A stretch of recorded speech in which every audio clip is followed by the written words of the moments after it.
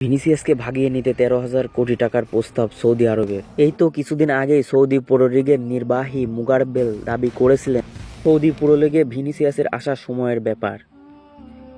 এরই মধ্যে Cristiano Ronaldo, করিম Benzema, নেইমারের মতো সুপার স্টাররা নাম লিখিয়েছে, কিন্তু তারা সবাই ক্যারিয়ারের সেরা সময় পিছনে ফেলে এসেছে। কিন্তু ভিনিসিয়াস জুনিয়র ক্যারিয়ারের সেরা সময়টা কাটাচ্ছে। অল্পর জন্য ব্যালন ডি'অরটা হাতছাড়া হয়ে আরও ভয়ঙ্কর রূপে ফেরার হুমকি দিয়েছে। তবে এই ব্রাজিলিয়ান সুপার স্টারকে নিজেদের ডেরায় ভেড়াতে সৌদি লীগ চোখ কপালে তোলার মতো প্রস্তাব দিয়ে রেখেছে। সৌদি লীগের নজর এখন ভিনিসিয়াসের দিক। আগামী গ্রীষ্মেই এই ব্রাজিলিয়ানকে নিজেদের ডেরায় ভেড়াতে সৌদি লীগ জিতে সব রেকর্ড ভাঙতে প্রস্তুত তারা।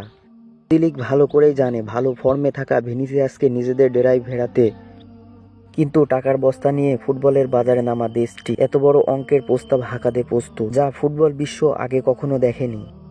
সৌদি প্রো লিগে ভিনিসিয়াসকে আনতে 300 মিলিয়ন ইউরোর প্রস্তাব দিতে প্রস্তুত বলে জানিয়েছেন স্পেনের সংবাদ মাধ্যম AS। এই অঙ্ক বর্তমান দলবদলের রেকর্ডের চেয়েও বেশি।